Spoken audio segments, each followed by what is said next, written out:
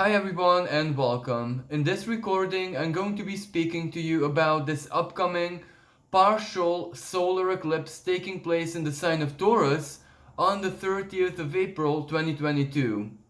Now, it is true that this is a partial solar eclipse, but that doesn't mean that its karmic impact is not really important, and it is definitely going to be felt quite physically by a lot of us. And I do believe that we also get the really positive elevated side of this energy, because this is one of those eclipses which does represent something truly positive, and something truly positive that we construct. There is a lot of soul in this, whatever this is for you personally, whichever house area this falls into your chart, and I am going to be speaking about this in a little bit more detail later on. So it doesn't really matter what this energy is in your life because it's embodied. It does, even if it's a house area which is really difficult to embody, like the ninth house, and I do know someone who has this eclipse in her ninth house. It's still embodied. It's still materially, physically, or physically felt and lived. That's how it's going to be manifesting. So it is really important. And also, what is happening in the sky at the time of the eclipse, even though it may not speak directly with it astrologically.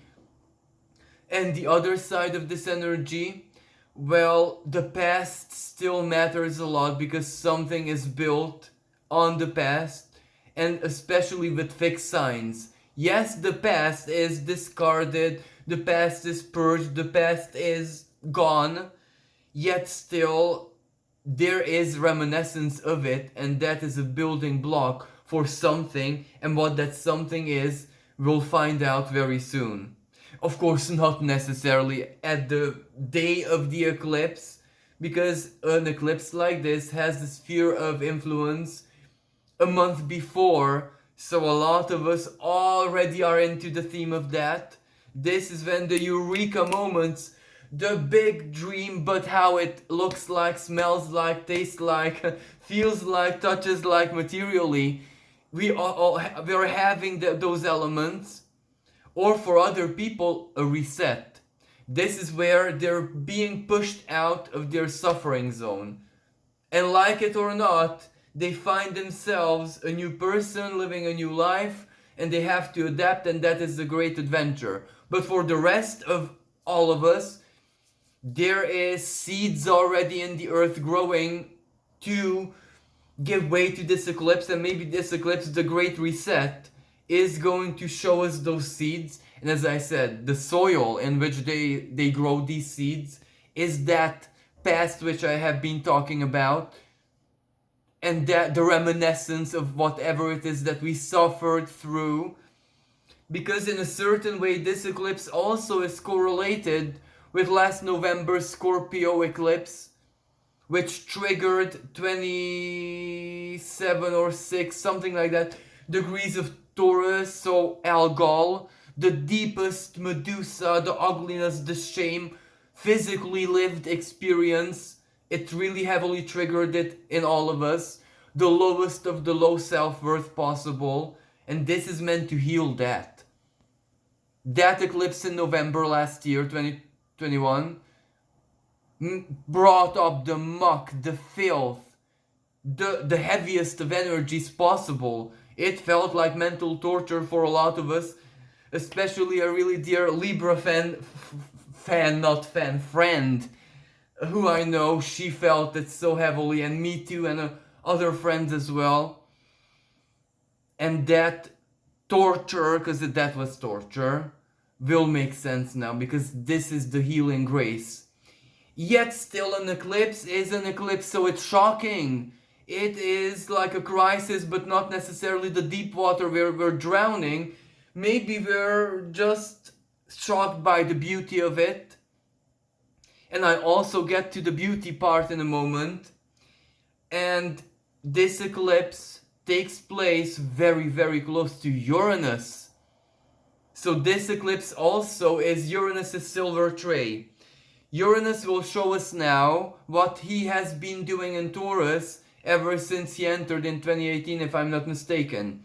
So this is where Uranus shows us the project, the prototype, but already the beta version playable, if this makes sense for a lot of people out there. So Uranus shows us the real deal. This is the upgrade I've been working on. And this upgrade is also, Taurus is everything. Taurus is spiritual, Taurus is natural, Taurus is also the shadow, Taurus is also the greed, Taurus is also the beauty. Taurus is basically Venus at her, in her night form, sensual self, sensuality embodied, life and faith and spirituality and everything in life lived passionately. Because Taurus has a different side to it, which a lot of astrologers ignore, and I don't know why. Taurus is also volcano ruled, co-ruled, symbolically ruled, not really ruled, if you know what I mean, by Vulcanus. Vulcan, so volcano. So Taurus is very passionate. Taurus is at her best when in passion and in heat. So that's why a lot of Taurus natives out there are very famous for their performances in the bedroom. Yes, that is also Taurus. So Taurus is very, very alive. It's very lived very closely, and we do need moments in life, even in faith, in matters of spirituality, when it's deeply lived. At the scorpionic expression of this energy, when I said there was last November's lunar eclipse, so that was almost like solar eclipse, sorry, that was almost like the muck, the filth, but also the fertility being stirred up, everything really being stirred up, the final purge, the purging out of the toxin, so we can build on this. So for a lot of people, this will be a moment of healing, of recollection, of finally being themselves, their lives being their own. But what brings this, the moment of shock? Well, it can be the most beautiful type of shock. It can be a love story. That's where I was going with the sensuality. The love story that you never in a million years thought you personally would live. Or the epiphany, Uranus, of, well, I was always that person I dreamed of becoming. I am that person already. I'm breathing it in. I am that which I aspire to be already, literally, physically. I did it. This is the I did it moment, and that shocks you. That also means that it's over. The journey's over. And like it or not, something else already begun in that moment. The shock moment. So I do hope that this is the finest and the best for all of us, especially individually, because this eclipse is very individual, sextiled almost perfectly by Mars and Pisces, your spiritual expression of your willpower, why your spirit is here really, what it is that the person that you are puts out in the world, either as energy, either as your personality, as what you share, what you write, what you speak, the fact that you're a mom, the fact that you're a brother, the fact that you are a victim, even for, unfortunately, this is co-created, so I don't want to go further.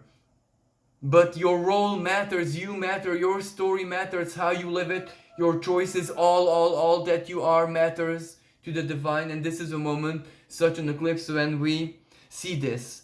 Now the next step of, so I'm looking at my notes now, where I want to go is the Sabian symbol of this eclipse. A woman sprinkling flowers, how beautiful. This is when the ego, because Taurus is all about the ego, Taurus is the voice. I speak, but I have an identity, so the divine speaks through this vessel, this thing. So like it or not, it's my voice. It is attached to my being because you see my physical self. This is very Taurian of everything that I do. The Taurian part of astrology, how the information is delivered. You see me, that's already a sense that is fulfilled. I hope not in a bad sense. So it is based on something physically lived. So a woman sprinkling flowers, as I said, the seed already grew to something and it already blossomed. The woman is nurturing that. The woman, of course, is ourselves, our spirit, Mother Nature, the Divine Mother, our own mothers, our own family, the work that we have done in the past, charitable activities, good karma, anything can be the mother. But she's nurturing, nourishing flowers. The flowers will attract bees or the wind. Some, each and everyone to their own element. And then fruits and everything becomes fertile in the autumn. The cycle, the beauty of this, you live the cycle. So this is where something that you wish to live becomes true, becomes real, because it's also based on a dream. Pisces. Why Pisces? Mars in Pisces. Sextile. When Mars sextiles something, well, that means if you did the work, because this can also be past tense, Pisces can be past. So Mars in Pisces can be a work that you have been doing forever, or felt like forever, something you've been dreaming on forever. Dream is a work. Dream is energy, mental energy, even physically. That's already a Mars fulfilled. That is satisfied, sextile. It becomes a blessing because you input the energy, becomes exactly a flower.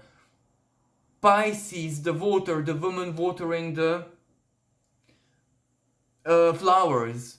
The water is Pisces. The water is your dreams, your tears, your pain, your sorrow, your laughter, your I am going to continue moments. I am enough despite. Every single moment, Mars in Pisces, when you said, I surrender to your will, this can be such a moment personally. Now, collectively speaking, this is highly disruptive because this is, after all, value system. And our collective value system, our collective psyche, our collective self-worth, what we think about our own species. A reset moment. So, of course, physically that can mean a week, 2 weeks, a month, 6 months of scarcity. Because there is going to be some disruption of either currency. But here we have Uranus, who can be the saving grace. It can cause the volcano, the earthquake, physically as well. This is danger for earthquake season. As I said, volcanoes can mean actually volcanoes. Volcanic eruption, earth activity, landslide because Mars sextiles from Pisces. It can also be earth and water. It can also be an earthquake under the sea which causes tsunami. Jupiter and Neptune are still together and Jupiter dances with Venus. So where I'm actually going with this is that earthquake, financially speaking, can represent a transition period when we leave the old and embrace the new, or something profoundly changes and that change is reflected physically as well. So we must prepare ourselves. I'm not saying for survival mode, just to reasonably have enough supplies for a month, for example. That's not a lot of anything. And I'm not speaking about cooking oil and toilet paper and stuff like that. I'm speaking about essential things. And just also your attitude to be diligent and to be aware. But it can also mean a huge instant upgrade. That sometimes prosperity can cause a shock. You know, when someone hungry, really hungry, receives food and takes those first bites, well, it's not really delight. It's not a pleasant feeling actually. That first satisfaction, or how should I say it, is not really a pleasant experience. It's very carnal. The earthly, it becomes really to the front of the QE, the earthly sense, because that needs it the most. So, there's that disgraceful side to it. But at the end of the day, food is food. So this is necessary. So maybe it's actually prosperity that causes this a shock.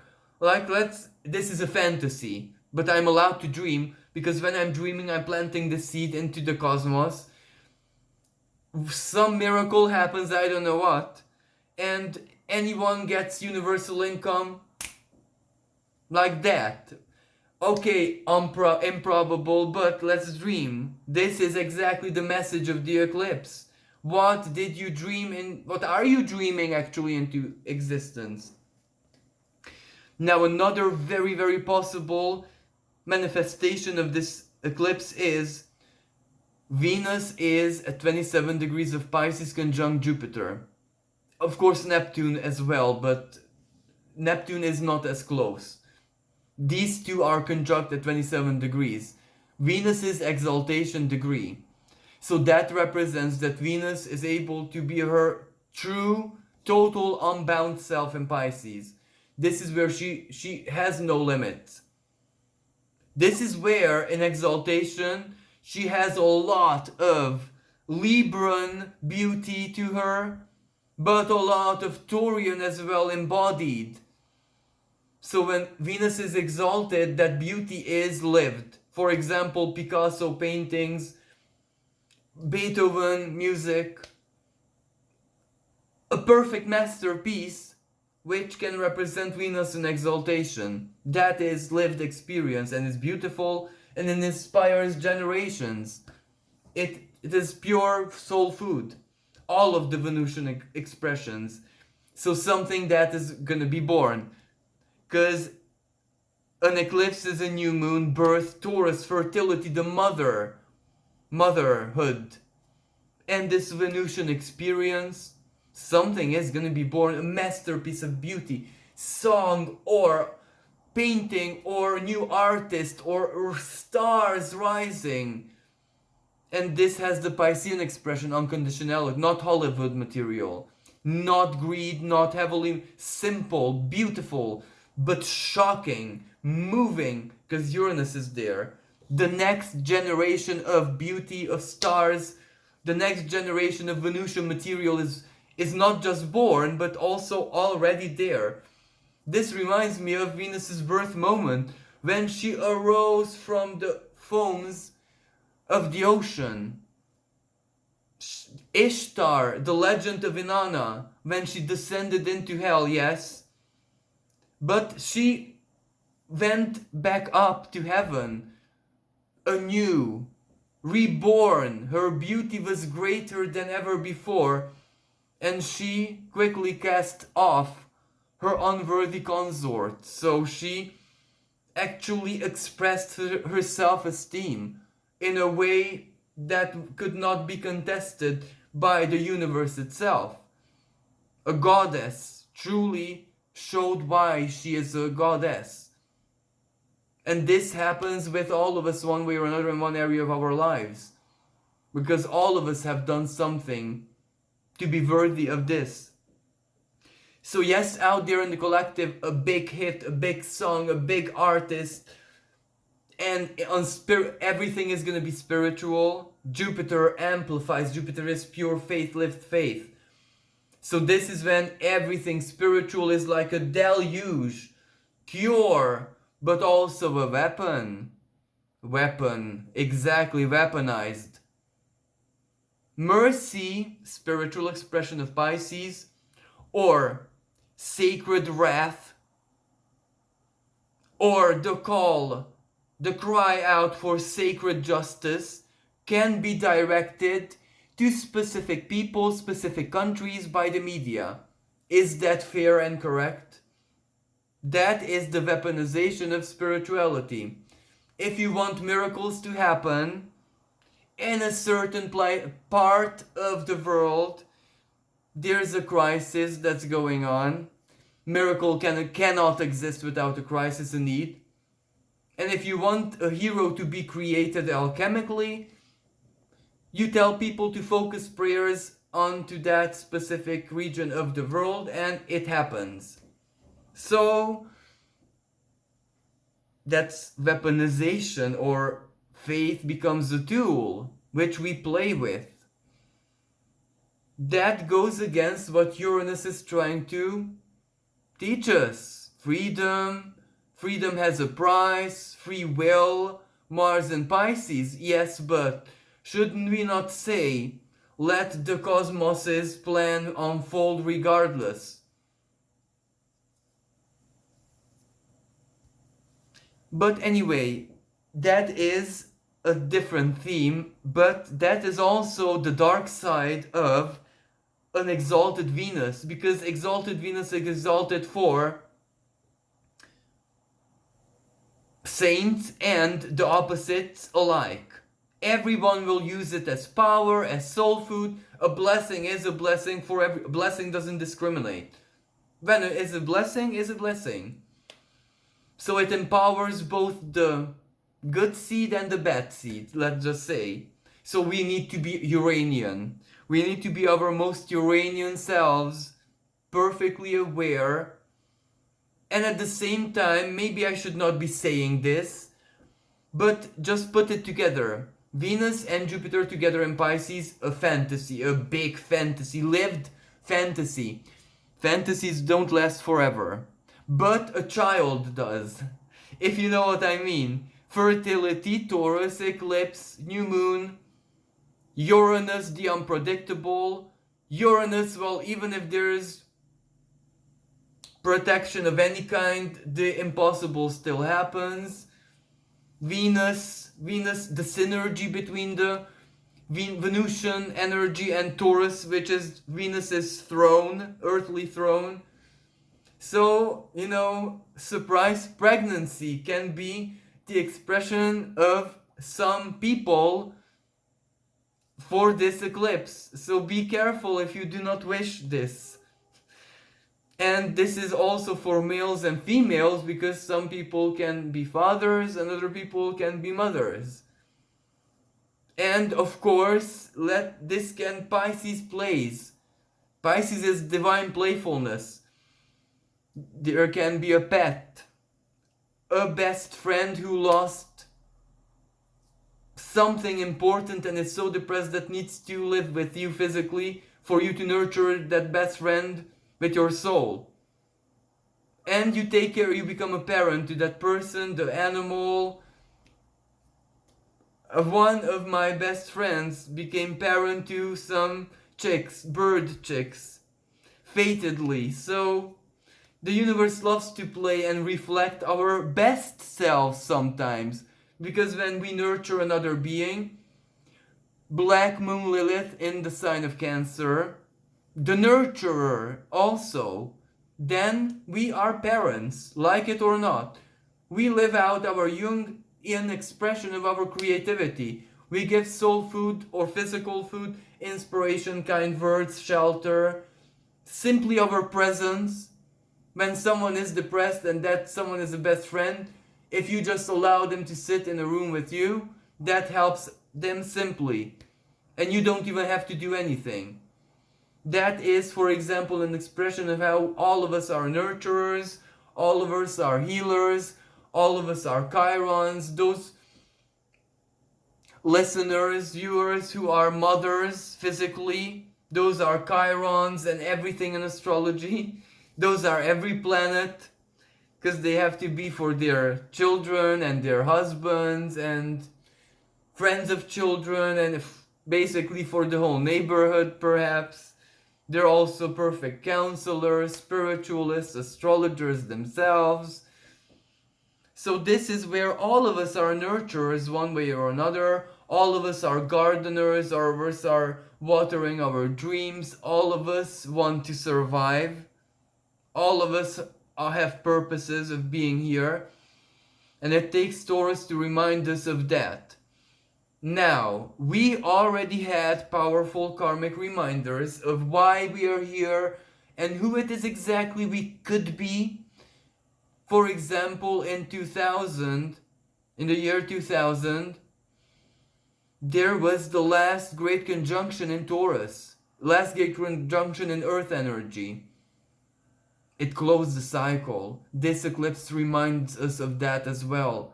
All the good and values that we accumulated in that period. For example, when we were out camping, when we were out doing some work at a farm, grandparents, farm, nature, everything we did with nature, handicrafts, cooking, any life skill. That is pure gold. That is eternal. That is ours and will be for the rest of our lives.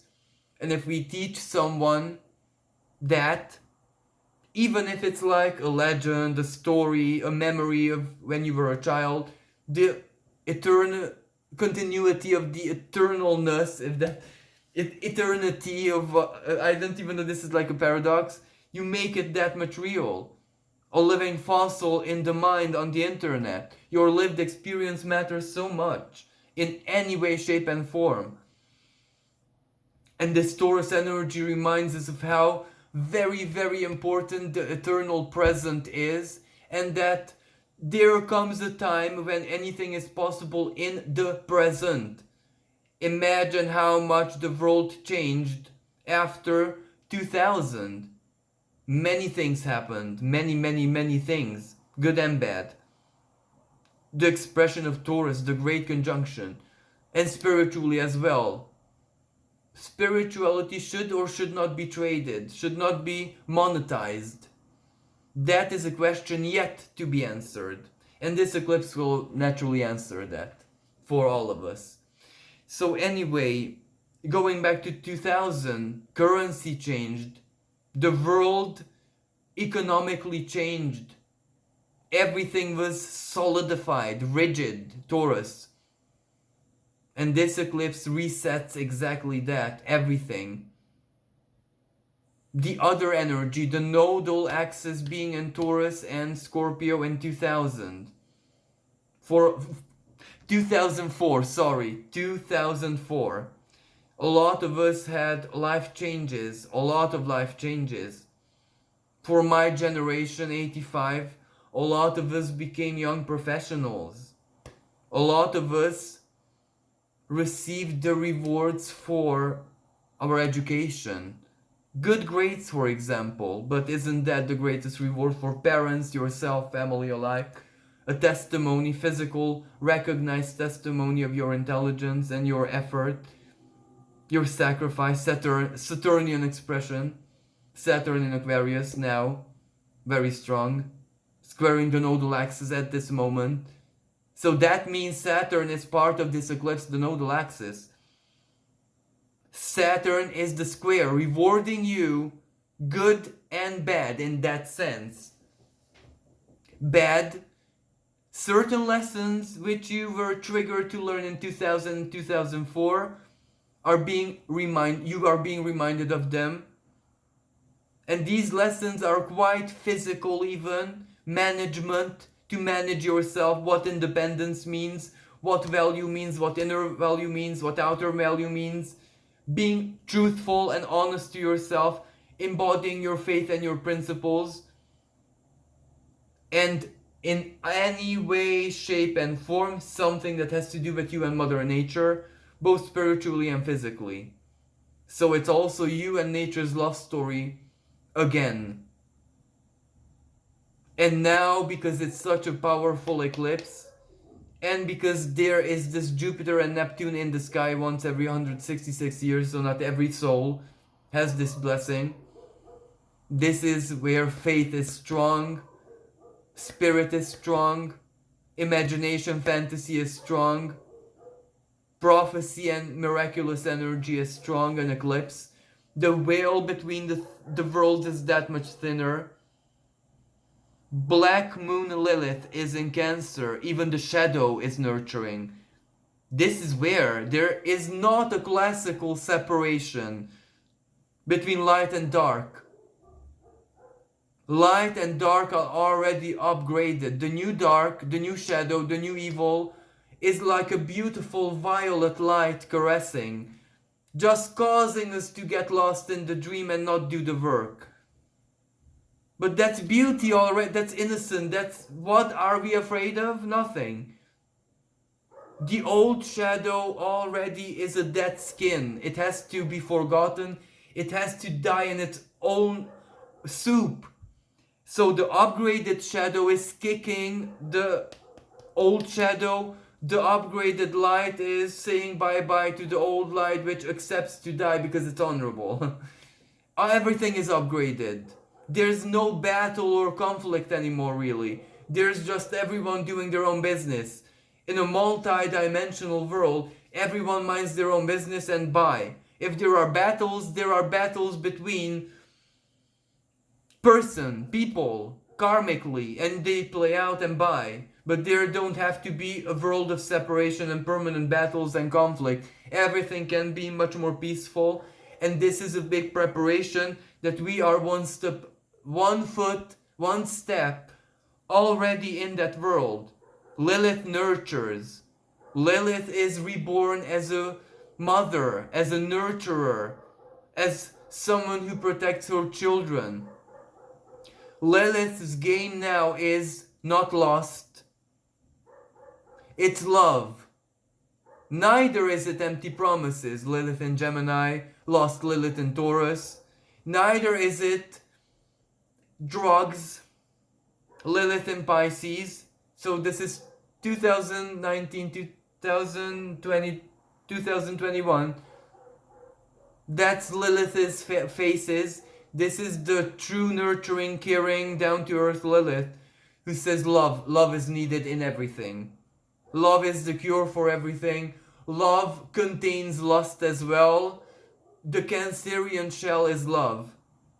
Everything lives and thrives in love. So when Lilith herself affirms this, when Lilith herself makes herself a cheerleader of this divine principle, then that means it's a rare opportunity when everything can change. Everything really can change. We are already different. And Mercury at the time of the eclipse is at 0 degrees of the sign of Gemini. Daytime expression, happy Mercury, happy Hermes. This is where even thieves are generous. Robin Hood, Mercury's shadow side in Gemini.